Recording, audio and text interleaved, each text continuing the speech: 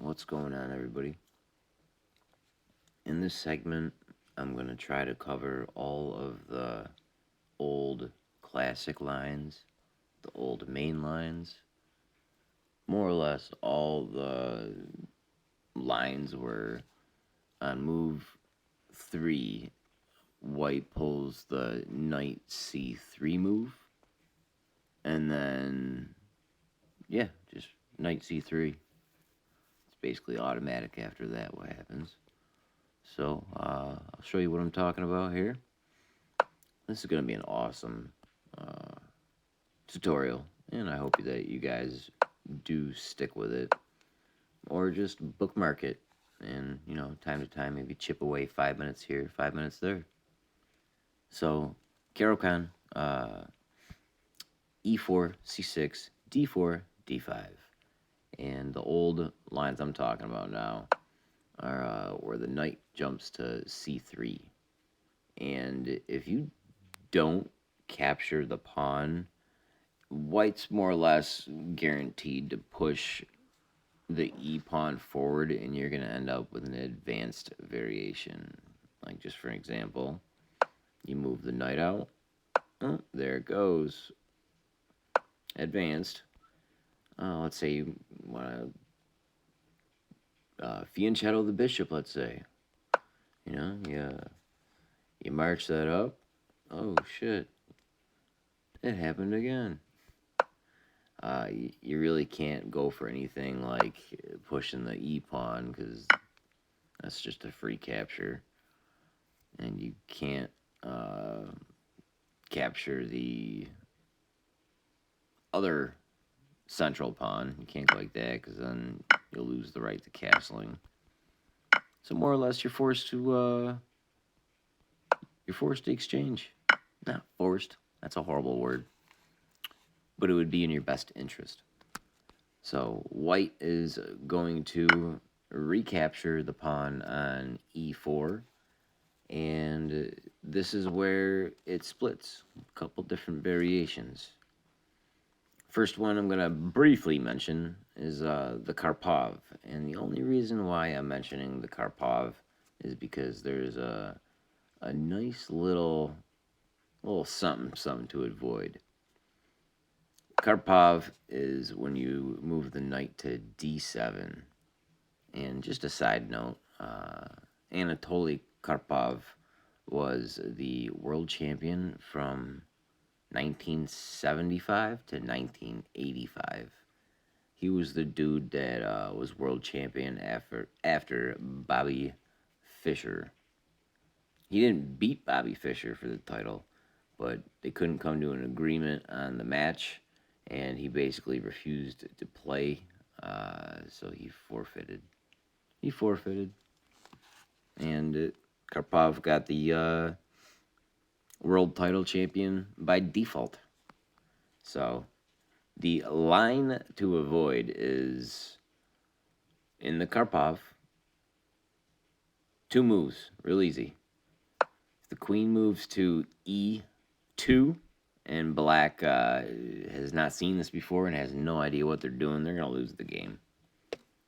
Just for example, let's say they do something like challenge that knight with a knight to f6. Game over. Knight d6, checkmate. Let's say they went to fianchetto the bishop, checkmate. The only way it wouldn't be, I guess, is if if they move the queen out or something with a check. After it's blocked, or they could worm their way out of it. But more or less, if they don't know what they're doing, there's an easy checkmate line in there.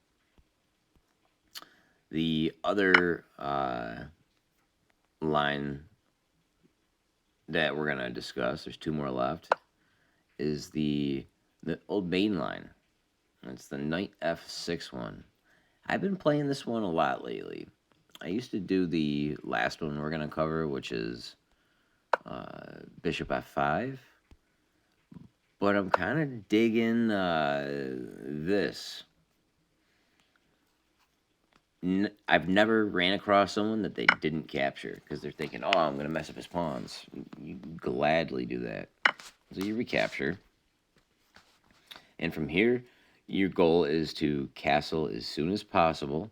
You want to bring your remaining knight over to help your king. And that's really about it, besides just develop and look for holes.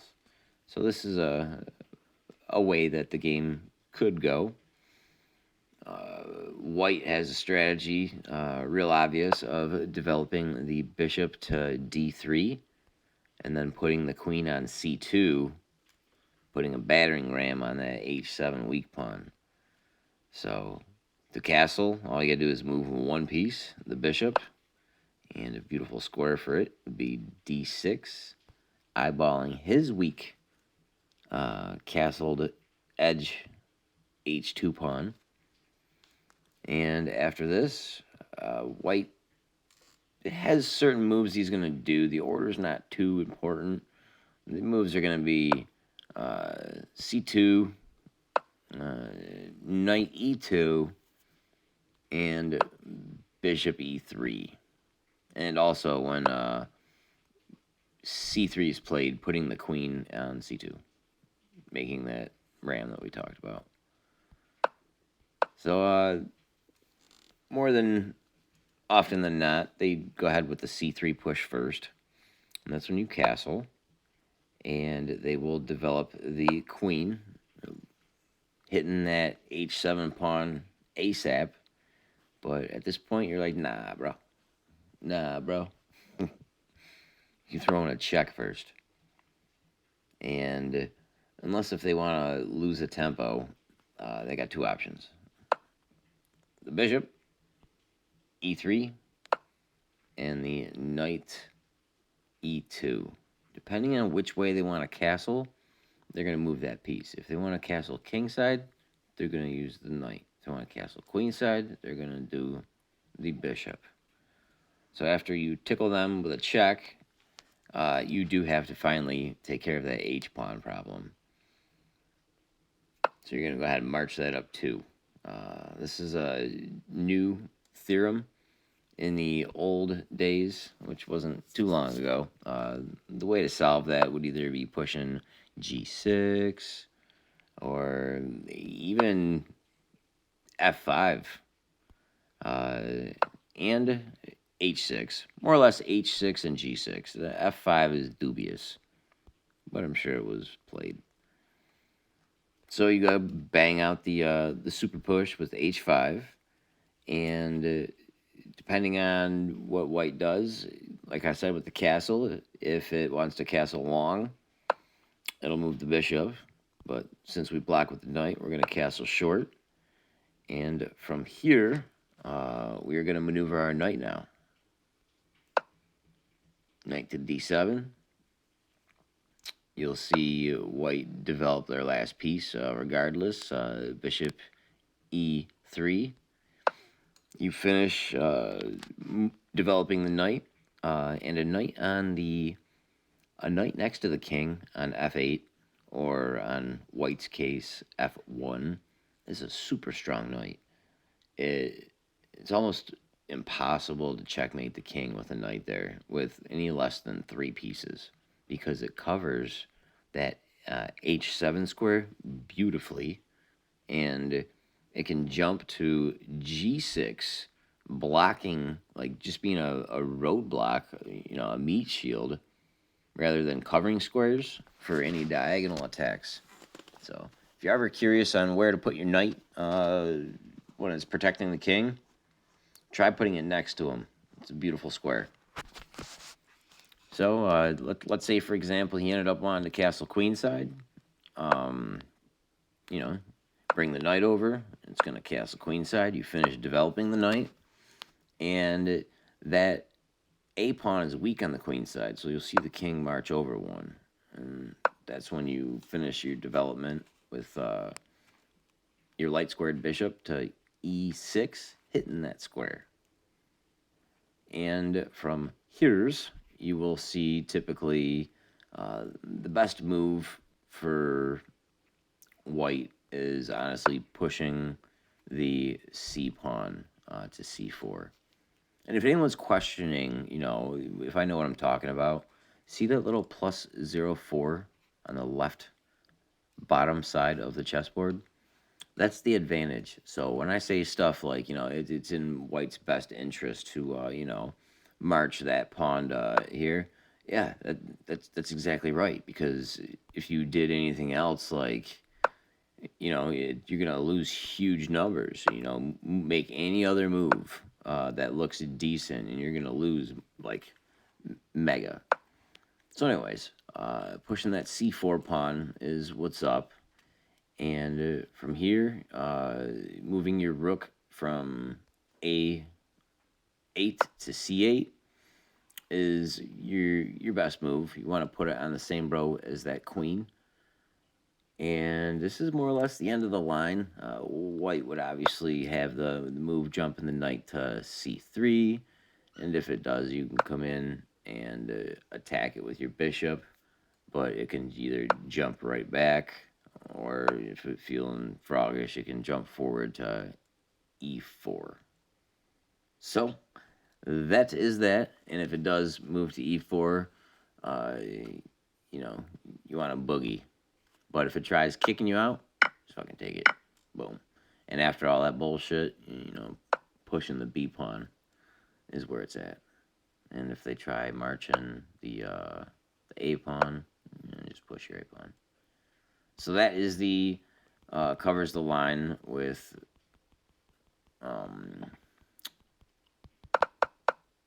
bringing your knight to f6, and the other lines that we can bringing your knight to f6, as I said. The other line we're going to cover in this segment is moving the bishop to f5. There's a lot to cover here. Not too much. But from here, you'll see a couple different things. First is attempts white can back up the knight with the bishop. And you got two options. You can either come in strong, take the pawn with your queen, and hope for the best. More than likely, he'll come in with the knight trying to kick you. My advice, if he does that, just put your queen back where it started from. Right back to d8. If you do anything else, you're just going to get smacked around. Let's say you put it to the square that your queen normally ends on in the Caro-Kann. Oh, he can bring in the bishop and kick you this way. If he doesn't do that, he can go ahead. Oh, this is a nice little trickery. He can go ahead and move the knight over here. And you're thinking, okay, what's up with that? Your best move here, believe it or not, the only good move is knight to d7. You're like, wait a minute, aren't you leaving your dark bishop hanging? Not really. If he captures, you can throw in a check, and regardless if he blocks it with the knight or the bishop or the queen or moves the king, after that, then you pick up your material back. So it's not really hanging. But the only saving grace move is knight d7. And after here, it's not even really saved, because white's going to come in and sacrifice its knight on f7, believe it or not. So the only other move, I guess, exchange. And then after here, you bring your this knight out. But you still got to look for that exchange, because let's just say, for example, it moves its knight, and you're like, oh, okay, I got this. What it can do is go ahead and sacrifice that knight. And when you recapture, it's just going to come right back in and hit you again. And what are you going to do here? Not now you have to back up, back forward, and this is not good. And then then once, let's just say, for example, your best bet honestly here is marching towards the knight on g6, and if you do that, um, it's just not good. Once once he takes this, I mean, now your rook's hanging and you're like -12. It's a lost game. So get in, get out, move your queen back to d8. And what else are we gonna cover here? What else are we gonna cover here? Your other option besides coming in with the queen taking a pawn, you can actually come in with a knight. And you're like, wait a minute, that doesn't work either, because what if white comes in and takes your knight and checks you?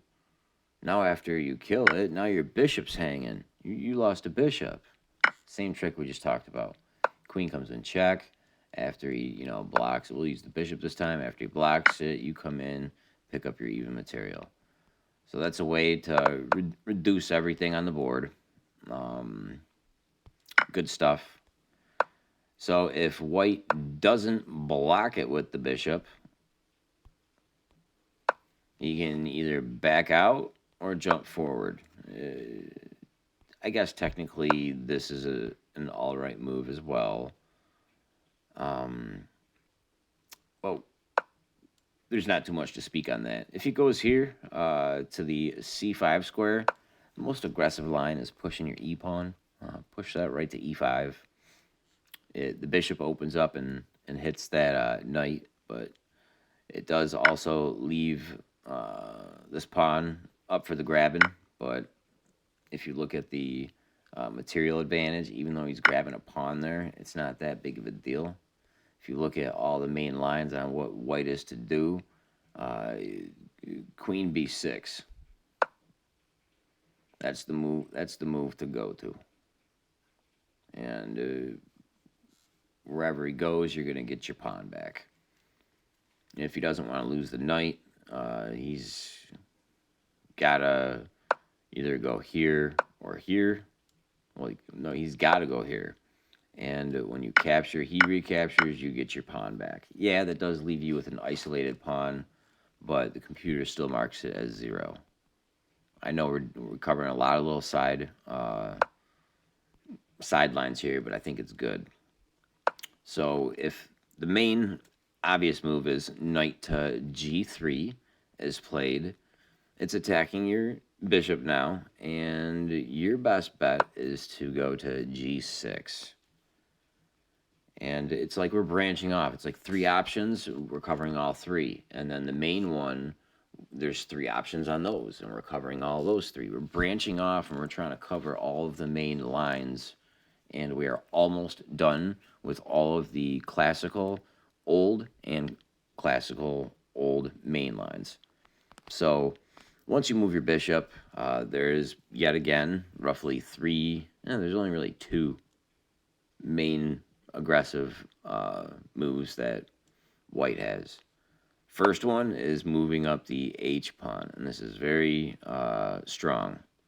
If you don't know what you're doing, and let's say you ignore it and you move up your random pawn, it's going to march it up again, and now you're trapped. That bishop is dying by a pawn next move. There is one way to squeak out. There's always a way, right? If there's a will. Putting the bishop here, looking to back out, through the e6, d7, c8 diagonal. If white captures you before you can move, same thing. Check with the queen, saving grace. And when they go to block it, you get your material back. But it's ugly that way. That's not the way you want to play. You want to be aggressive, not passive.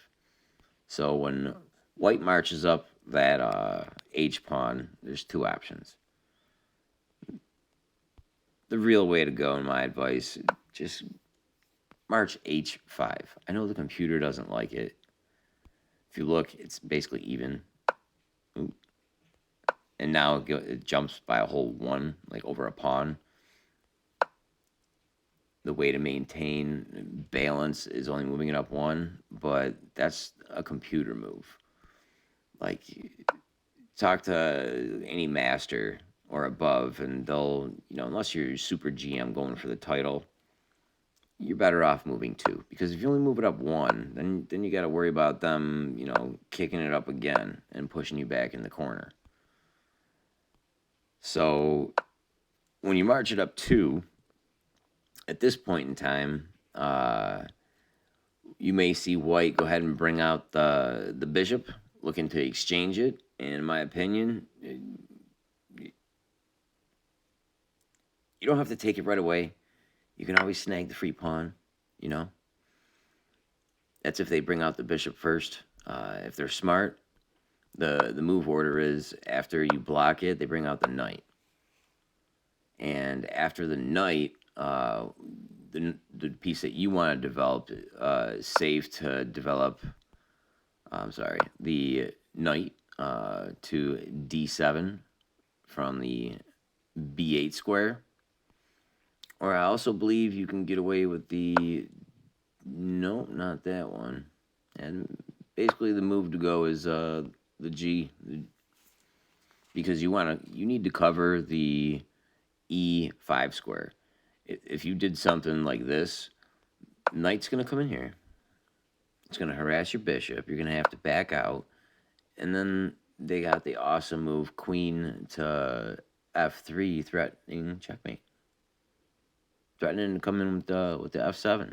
So you want to take that e5 square away from them and develop your knight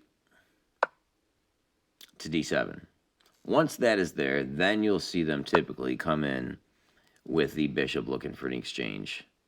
And now you can't take that pawn. Even if that knight wasn't there, their knight's covering that pawn. So you want to go ahead and exchange, get it over with, and from here, you're just going to close your pawn structure, advance your e-pawn to get your dark squared bishop out, and you should have a pretty decent game from here. I really don't feel a need to go any farther down this line, and that covers more or less all the possibilities for the classic and the old lines. So I hope that this really long video helped. 22 minutes, but it was a lot of stuff covered that was needed, and we can use the information we learned in this episode with future lines, even if I do not discuss them. Use your dome piece, and we will catch you on the next. Thanks.